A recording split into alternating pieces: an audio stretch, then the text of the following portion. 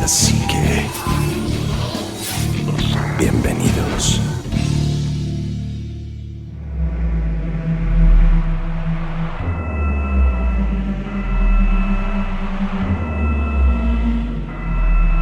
Pues muy buenas noches, bienvenidos a otro programa más de Autopsia de la Psique. Soy el ánima de Coyoacán. Voy a presentar a mis invitados, a Juanma. ¿Qué tal? ¿Cómo están? Un placer y un honor estar aquí con Omar. El elenco de Player 2. Al elenco de Eduardo Mac y Víctor. Bueno, están ustedes aquí porque nos van a presentar una historia bastante pesadona que ya habíamos visto con ustedes. Víctor, fuiste a Praga. Así es. A Praga A Praga, esquina con Londres. No, bueno, también. A República Checa, a la capital, que es la ciudad de Praga. Y por ahí tomamos un tour.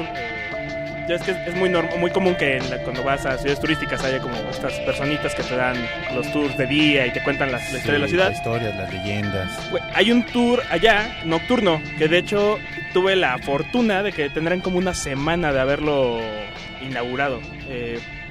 Que es, te llevan por toda la ciudad, por las calles, y te van contando pues las historias de fantasmas y las leyendas que encierra la ciudad, que aparte pues es una ciudad antigua que vivió todo lo del gueto judío, vivió todo lo de la Segunda Guerra Mundial, Primavera de Praga. Sí, la primavera de Praga, la revolución del rey y todo esto. Uh-huh. Pues bueno, tiene muchas historias.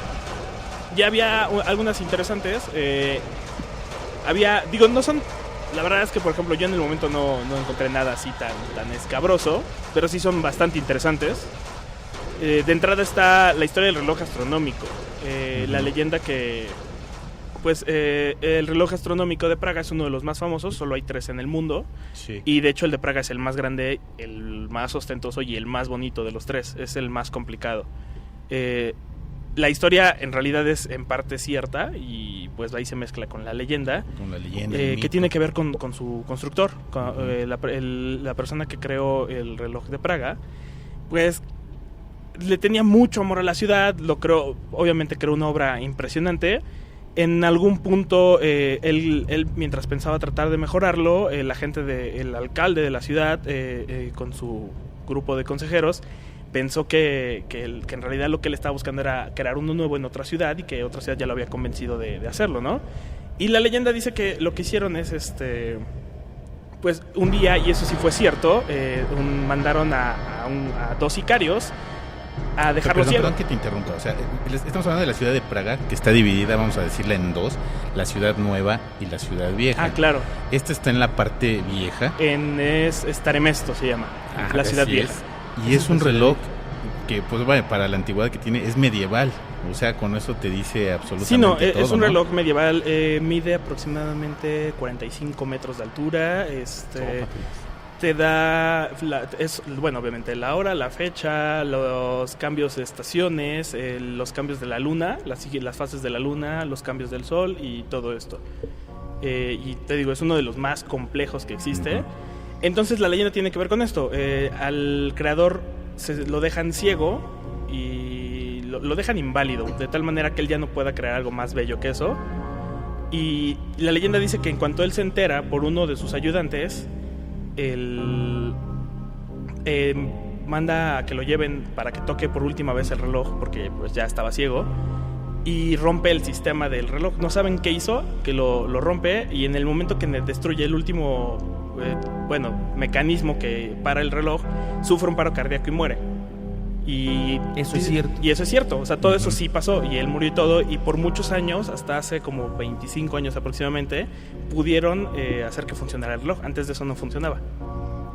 Entonces ahí es donde se mezcla la leyenda de esto. Además de eso, sucede otra cosa en la plaza, que es otra de las leyendas más famosas de allá. Existen 27 cruces. Vamos a regresar a lo del reloj. El reloj, cuando tiene unas figuras bastante, se puede decir, raras, para la época que era, ¿no? Hay un esqueleto, hay figuras así humanas muy, muy complejas para el tiempo que se construyó, ¿no? las figuras humanas no es una... En realidad creo que lo toman como un chiste allá. Ajá.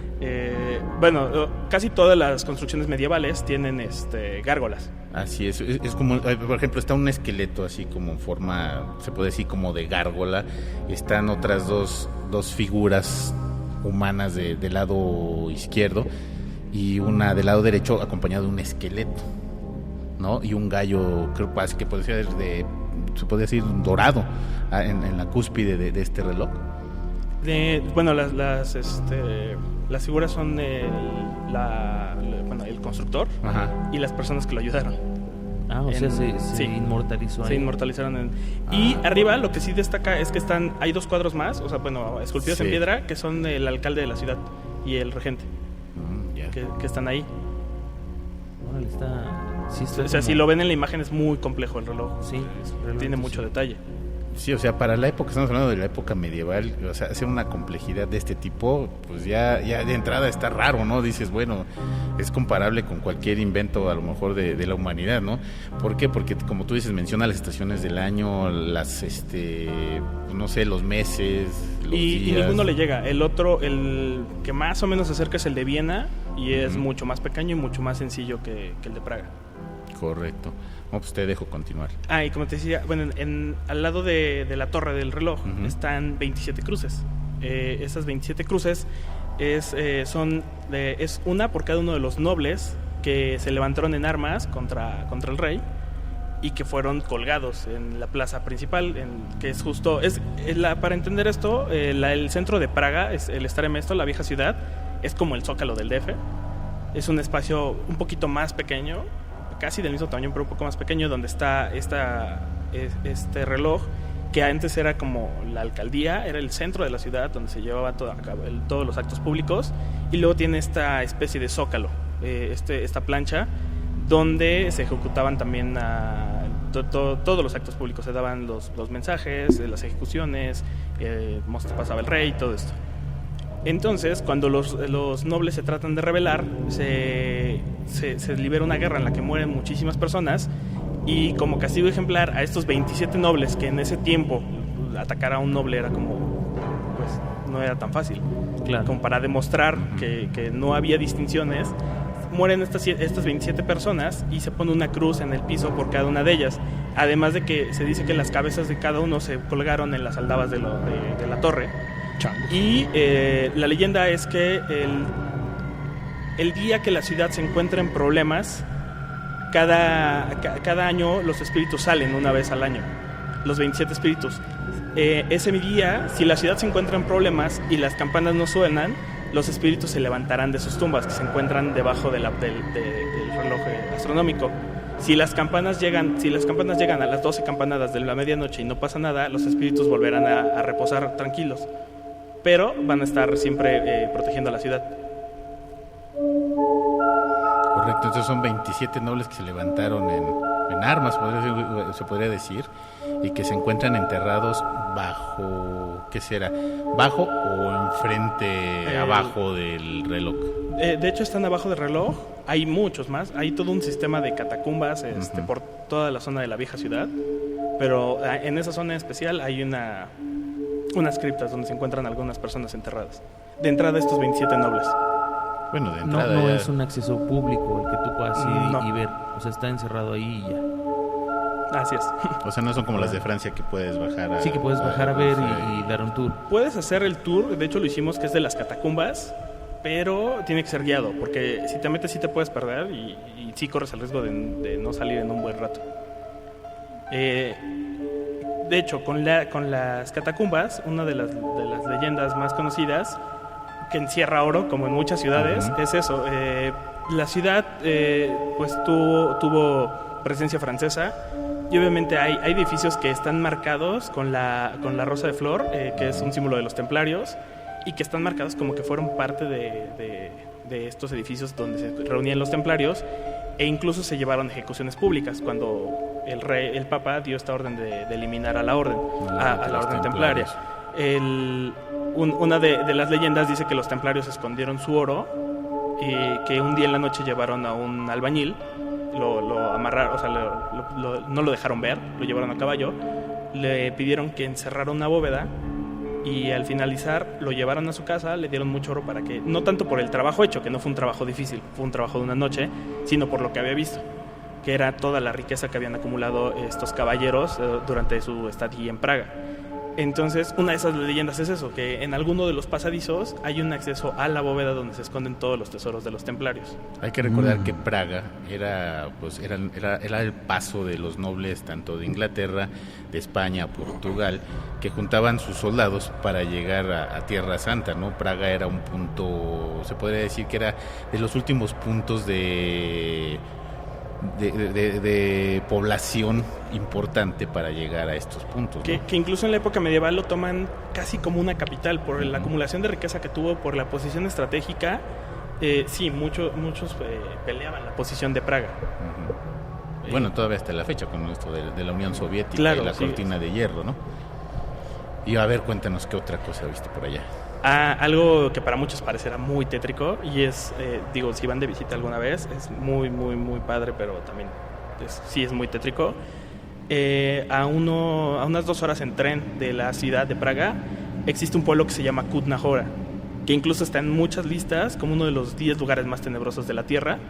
Se encuentra la iglesia de Kutná Hora. Esta iglesia fue fundada por un sacerdote que estuvo en Tierra Santa, en el Vaticano, y que se trajo tierra de allá y creó, la iglesia, la cual lo tomaron como un campo santo. Como por lo mismo de que tenía Tierra Santa, mucha gente pidió ser enterrada en ese lugar, y en esa época fue la época de la peste negra.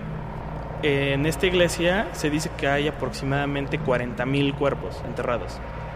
Es uno de los osarios. De los osarios más grandes. Más grandes y abiertos al público, ¿no? Sí.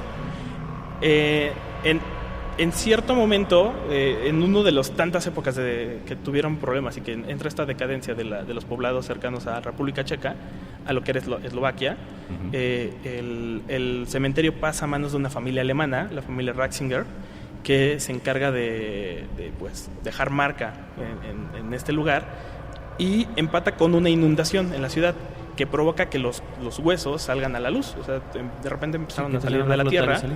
Y a la familia se le ocurre forrar, por así decirlo, toda la iglesia de huesos humanos.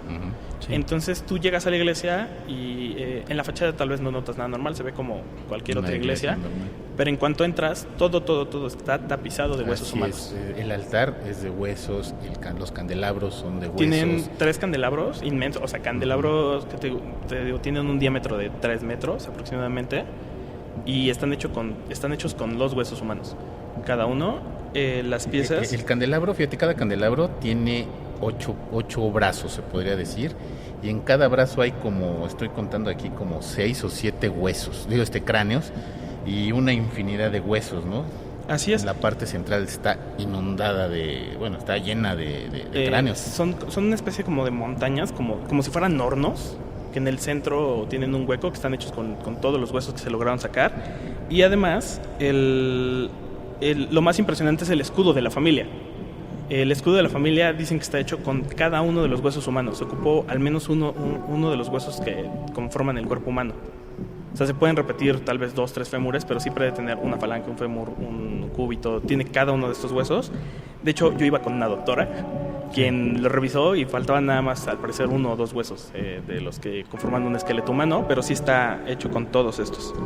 Estamos hablando del escudo de armas que está bastante impresionante. Es impactante. Porque la cortinilla, la cortinilla está hecho 1, 2, 3, 4, 5, 6, 7, 8, 9, 10, 11, 12, 13, 14, 15, 16, 17, 18, 19, 20, 21, 22, 23, 24, 25, 26, 27, 28, 29, 30, 31, por ahí se me pudo haber escapado uno, pero es la pura cortina de puros cráneos, 31 cráneos, ¿no?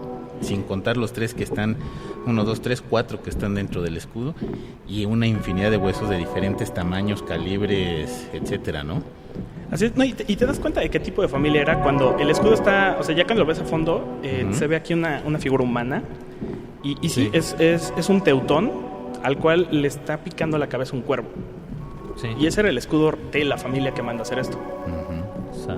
El escudo de armas. La única razón para ellos era trascender, aunque usaron los cuerpos de miles de personas que muchos ni siquiera se identificaron, porque justo es en la época de la peste, no hay mucho registro.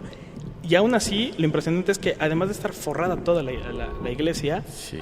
existen huesos sin descubrir. O sea, dicen que todo el piso está lleno de huesos y que no se han podido, por el mismo tipo de terreno, corran el riesgo de que la iglesia se caiga. O sea, están deteniendo, como cimentando la iglesia. Sí, porque el terreno es fangoso y no saben cuántos más quedaron enterrados. Sí, porque estamos hablando de que esos son los huesos que estuvieron más a la mano para poder hacer... Es que es, como tú dices, una belleza muy tétrica, ¿no? Desde los altares, desde los nichos, desde casi hasta las bancas de la iglesia son de puros huesos. El escudo de armas. Entonces, esto es lo que tenían a la mano realmente, pero quién sabe realmente cuántos huesos hay ahí bajo. Sí, no, Pues es que, imagínate, tenían material de sobra para trabajar. La peste negra terminó con una cantidad importantísima de gente. Con 2/3 de la población de Europa. Partes de la población de Europa. Entonces Y una gran parte pidió ser enterrada aquí por ser Tierra Santa. Y además llegó un punto en el que, pues ya aunque no pidieran ser enterrados ahí, ya no había dónde ponerlos y los empezaron a echar. Era fosa común. Llegó un momento en que ya se convirtió en una fosa común después. Y pues todo lo que salió lo tenían que utilizar de alguna forma o volverlo a enterrar, y ya era, yo supongo, mucho más difícil que utilizarlo. Hay un arco de una puerta que está hecha de puros cráneos, ¿no? También que está de hecho, impactante. Tú entras a la iglesia y está un arco muy pequeño y luego vienen las escaleras que bajan y está otro arco inmenso que está hecho de puros cráneos. Y todo está coronado por los 3 candelabros. Esto debe haber sido impresionante y además... Pues vaya, a lo mejor no te quedaste por algún tipo de experiencia, pero indudablemente ahí debe de sentirse experiencias. No hay tours de noche. ¿No hay tours de noche? No, los tours empiezan es de día, ni siquiera es de tarde. El tour empieza a las 10 de la mañana. Es un tour de como 5 horas en el que te llevan por todo el pueblo. Y la primera parada es esta porque es lo más temprano posible, no te llevan de noche. Pero cuando estás ahí, ¿sientes algo extraño? Sí, ¿Es pesado el ambiente? Es pesado y el aire es viciado. O sea, sí, el aire no es normal. Ajá, así como... Igual puede ser por lo mismo de los cuerpos, ¿no? Sí, no sé, sí, es muy húmedo, pero muy raro. Es te digo, muy viciado el ambiente de la zona de esta catedral. O sea, el olor es penetrante, fétido. Como húmedo, ¿no? Más bien como muy espeso el aire. Mucha humedad. Así es. Que es mucho de los cementerios, porque también allá se encuentra el cementerio judío y es el mismo sentimiento. La onda por ejemplo, en el caso del cementerio judío es más pesado porque además tiene la característica de las lápidas pueden ser de hasta 3-4 metros de alto, porque se encuentra como en terreno, en colina, ya que como son muchas familias, se acostumbra que se entierren todas en el mismo lugar. Entonces se tienen que ir poniendo uno a uno los nombres de cada una. Sí. Hay una iglesia en Francia también que es parecida a esto que estamos viendo, en donde los huesos son colocados casi de la misma manera para adornar una iglesia, ¿no? Que es una iglesia que está en Roma, que tiene 2 nombres, la Señora de la Concepción de los Capuchinos y Santa María de Concezione. Y este diseñador fue Antonio Casoni, y que también aparecen infinidad de huesos, inclusive hay cuerpos armados dentro de la iglesia, ¿no? Que es impresionante. Pero a ver, síguenos contando qué más pasa. Es que sabes que las iglesias tienen mucho que ver con todo este rollo. Hasta donde yo había escuchado, en todas las iglesias tiene que haber una imagen, una imagen de tamaño natural, completo. No sé si han visto Cristos o algún santo y demás, que tiene que tener por regla huesos humanos. Dentro de puede ser el cuerpo, o puede ser que lo hayan molido como polvo resina, para poderlo poner. Pero tiene que ser parte es como un ritual de la Iglesia Católica. No sé cuál es la ganancia, cuál es la pérdida, pero lo hacen. Y también es como una leyenda urbana, eso es cierto. Ponerlo, ¿no? No, es cierto. Y le puedes preguntar a un padre y los padres te dicen que sí. De hecho, también los altares tienen que tener cráneos humanos en alguna parte. Puede ser. De hecho, la catedral de Praga tiene una mano humana. La catedral de Praga. O sea, hasta ese nivel llega su excentricidad. Esto sí es real. O sea, no es la historia es totalmente real. La razón es tal vez no tanto, pero dicen que es un ladrón que entró porque las iglesias allá estaban acostumbradas a estar forradas en oro. O sea, el altar, el patíbulo, el órgano, todo era oro. Entonces dicen que un ladrón entró a robar. La leyenda dice que un ángel bajó y le cortó la mano. la leyenda real es que un sacerdote lo encontró robando y el castigo era que le cortaron perder la mano. Y la mano sigue ahí. O sea, tú entras y la mano está colgada en la entrada, en la parte superior derecha, ya seca, pero ahí sigue la mano humana con piel. O sea, no está conservada, está como momificada. Está momificada y es un recordatorio para todo aquel que quiere entrar a robar a una iglesia. Y esta, por lo que me dijeron, es una costumbre que se repite en Europa en distintas iglesias. O sea, es muy común que llegues a una iglesia y si te fijas de ese lado vas a encontrar una mano colgada de algún ladrón que intentó llevarse algo de la iglesia. De hecho, aquí en México hay muchas catedrales y muchas iglesias que sí tienen cristos o tienen imágenes con partes humanas, con cuerpos. De hecho, hay aquí en México un Cristo muy famoso, me parece que es en Guanajuato, que está hecho con partes humanas, con huesos humanos. Y sí, es eso que comenta Juanma, yo también ya lo había escuchado en alguna ocasión, que toda iglesia, como parte del ritual de construcción o de edificación, debe contener en sus altares o en algún lugar osamentas humanas reales pues como para preservar ese vínculo, ¿no?, entre lo divino y lo mortal que somos, ¿no? Es como un acto de humildad, una especie de ofrenda, por así decirlo. Y vaya, aquí en México hay muchas historias muy similares. Digo, Praga es famosa porque pues tiene estas edificaciones que son, aparte de que son, como bien decía el ánima, a mí me parecen aterradoras, pero muy bonitas, están muy artístico. Es muy artístico. Tétricamente bellas. Sí, tétricamente bellas. Aquí en México no está diseñado de esa manera, ¿no? Aquí es otro tipo de cultura. Sin embargo, existen también osarios y existen muchos lugares en donde se conservan cuerpos humanos. De hecho, las más importantes catedrales o las más importantes iglesias de México tienen sus propios osarios, sus propias catacumbas. Ya inclusive cualquier iglesia de cualquier esquina tiene sus nichos y tiene sus lugares exprofeso para eso, ¿no? Sin embargo, a partir de la época de la colonización, bueno, cuando fue la época del virreinato en México, se dieron a la tarea de durante la evangelización construir muchas iglesias y hubo muchas masacres, ¿no?, de nativos mexicanos. Y dentro de esas masacres, bueno, pues lo que hacían con los cuerpos era desmembrarlos y colocarlos en osarios, y ahí se quedaban, porque también, independientemente del choque cultural, pues existía una idea religiosa de preservar el cuerpo a manera de respeto a ese ser que había vivido. Y hay muchas iglesias en México que tienen osarios increíbles que han estado cerrados por siglos y nadie puede como entrar. los de la Catedral Metropolitana, que está cerrado, pero... Sí, claro. Hay una parte a la que puedes entrar en la catedral que es muy poco, hasta donde están enterrados los algunos de los primeros jerarcas de la iglesia, ¿no?, y algunos gobernantes importantes.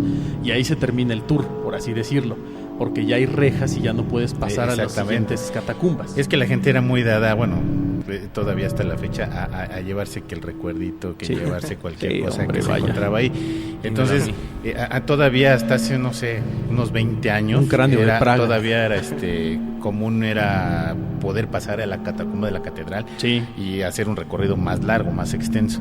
Sí, pero ahora ya no, ahora ya no. Entonces, Víctor, síguenos contando qué más viste en Praga. Una que me gustó mucho, me interesó porque todos la hemos escuchado, y yo no sabía, nunca me había interesado clavarme más en la historia, es el Golem de Praga.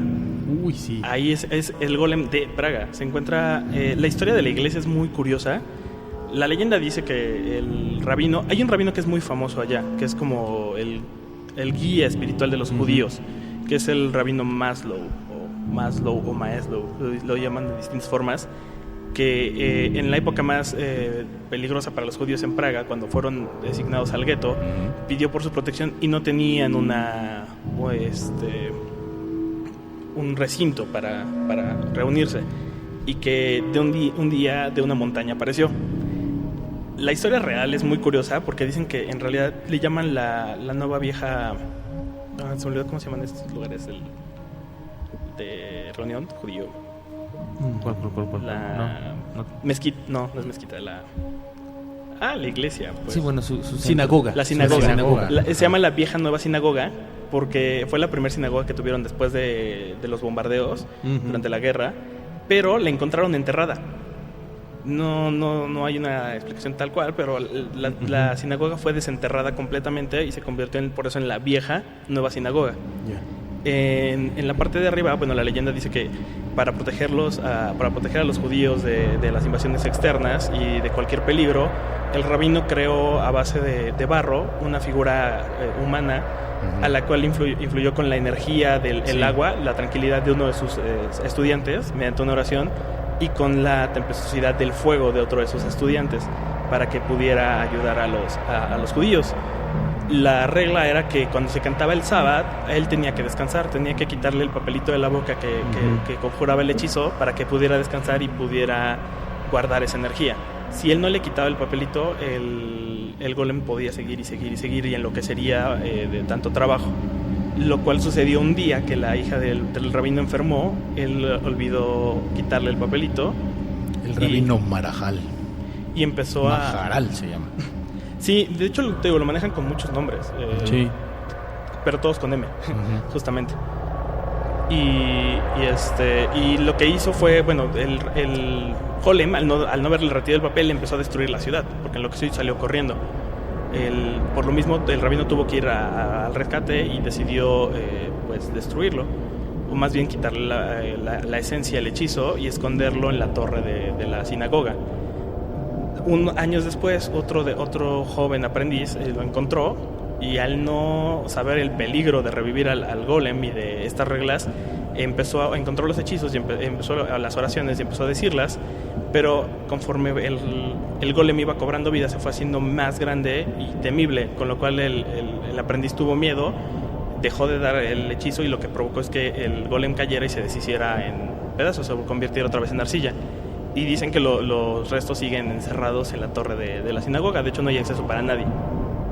Es un lugar al que no tienes forma ni siquiera. No hay forma de entrar. Pero fíjate qué interesante, es tan atractiva esta leyenda del golem, que incluso una de las primeras películas en la historia del cine mudo y cine blanco y negro de terror, que se llama así tal cual, El Golem, trata la historia del famoso golem de Praga, y que es una leyenda. Bueno, hasta en Los Simpson hicieron ya una parodia, ¿no?, del golem de Praga, pero sí es una leyenda tremendísima, y hay muchos mitos como esto, ¿no?, de que dicen que está encerrado todavía allí, porque si vuelven a reunir los pedazos puede volver a cobrar vida, y tan es así que bueno, la gente todavía ensalza esta leyenda prohibiendo el paso, ¿no?, a la parte más alta de la sinagoga. Lo curioso de la leyenda es que mucha gente sí efectivamente sabía de la existencia del golem. Sí.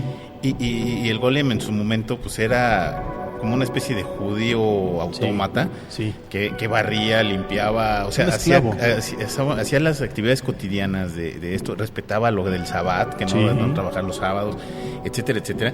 Entonces, como para que mucha gente ya diga, ay, pues es que sí lo vimos, ¿no? Sí, es una leyenda muy fuerte y con mucha... con mucho peso y mucha gente que la... Es que eso es lo que la valida, ¿no? El hecho de que haya gente o haya existido gente que lo vio. Y para cerrar todavía este gran misterio, pues está encerrado, ¿no? Claro. Y no saben cómo abrir o cómo reunir las piezas. O sea, es impresionante esta leyenda. Es increíble. Oye, pues qué buen viaje ir a Praga, ¿no? Impresionante. Sí, y hay muchas en las historias que se dan en cada una de las calles. Sí, claro. Al ser una ciudad muy vieja, cada calle tiene su historia. Sí, está considerada dentro de una de las ciudades icónicas para todo lo que es el estudio de la parapsicología, para todo lo que es el estudio de las situaciones paranormales. Y hay una situación especial con Praga, que es una de las ciudades más importantes en lo que a vampirismo y a hombres lobos se refiere, ¿no? Es cuna de muchas de estas leyendas, ¿no?, y de muchos de estos orígenes de historias de terror y leyendas que se han dado a lo largo de los años. Y tiene mucha historia la ciudad. Yo creo que no es una ciudad muy grande, pero no te la terminas en cuanto a historias y leyendas. Es impresionante. No, de hecho sí hay muchas. Me gustaría cerrar justo con la entrada. Claro. Hay una entrada a las catacumbas, hay más cosas. Ya hay temas de aparecidos y sí, de hecho hay leyendas de que se aparecen a los turistas, personajes del día a día en la historia de Praga. Pero lo que me parece más curioso es hubo una época, en la época de los alquimistas, la entrada a lo que era el mercado negro que se encontraba en las catacumbas, pues bueno, llegó un punto donde tuvo que estar sellada justo cuando viene esta época de persecución hacia la hechicería y la brujería. Pero algo que está muy, muy impresionante es la entrada de este lugar se encuentra cerca de la plaza, como a unas 2 cuadras del centro de la ciudad, y está coronada por 2 osos que parecen simétricos, pero ya cuando se hace un estudio se les tomaron fotos, incluso nos las enseñaron con las métricas. Hay ligeras diferencias entre cada uno, y lo más impresionante es que se dice que para poder definir las distintas entradas que tenía este mercado negro, los alquimistas les daban un tratamiento químico, lo que hace que a la luz cambiaran de color uno de los osos. Entonces, justo con las cámaras fotográficas con flash, porque por ejemplo con el celular no jalaba, sí se ve uno de los osos se ve como real, se ve con los colores que debería tener el pelaje de un oso, con las distintas formas del pelaje, y esto dicen que es un tratamiento que le dieron los alquimistas para poder marcar las puertas que eran las entradas a las catacumbas que daban acceso al mercado negro, donde se escondían todos estos secretos. Órale, qué denso. Sí, no está. Y eso sí lo ves, o sea, tomas la foto y ves el oso, y uno de los osos sigue viendo de piedra, pero el otro tiene una forma extraña de obtener el color que te hace sentir que es hasta cierto punto real. Claro. Oye, pero qué terror, ¿no? Vivir en una ciudad como Praga. No, yo siento que sería en el centro. En el centro de Praga. Como en algún lado así muy específico, porque a lo mejor el vivir ahí, pues te haces parte de todas esas leyendas y lo aprendes, pero ya vivir en el centro donde a lo mejor sí hay cosas. Me recordaste ahorita el centro histórico aquí de la Ciudad de México, que híjole, está inundado de cosas. Tampoco te lo acabas. Muy cañonas. Jamás te acabas el centro de la Ciudad de México. Bueno, pues qué envidia con Víctor, que pudo conocer Praga. Ojalá algún Cuando día. quieran vamos de nuevo. Sí. No, además, bueno, y nos sí, comentabas algo que a lo mejor muchos de los escuchas les parecería interesante. El costo de visitar Praga, bueno, aparte del avión, que sí es bastante caro, pero ya el costo de estar en la ciudad no es tan elevado. No, es muy barato. Lo que pasa es que la ciudad sí está muy bien pensada como centro turístico, porque si tú vas a las afueras, digo, la primera noche la pasé en las afueras y no hay nada atractivo. En realidad es muy soviético el asunto y la gente es muy seria. Pero el centro turístico tiene mucha vida, tiene muchas leyendas, tiene mucha historia. Te la puedes pasar todo el tiempo ahí y siempre vas a encontrar algo nuevo que hacer, y es muy barato. De entrada la corona checa equivale como a 60 centavos del peso mexicano, y salvo el agua, que es lo único caro, lo demás es súper barato. Se la pasó tomando cerveza el compañero. Sí, pobre. Es más barato que el agua. Igual que Francia. Sí, fíjate qué padre, y muchas gracias por haber compartido estas experiencias aquí con nosotros. No, gracias por invitarnos. Pues nos tenemos que despedir. Lamentablemente se acabó un programa más de Autopsia de la Psique. Pues estuvo con nosotros Víctor. Aquí. Con las experiencias de Praga. Mac, adiós. Mac. Eduardo también. Sí, Omar. Ahí para la otra les traeré. Lo prometido será deuda. Tengo unas psicofonías por ahí que les debo. No. Es más, ya te estoy comprometiendo ahorita. Estoy más el que próximo apuntado. Miércoles vamos a tener las psicofonías de Omar. Así Están es. muy cañonas. Juanma me comentó algo de esto.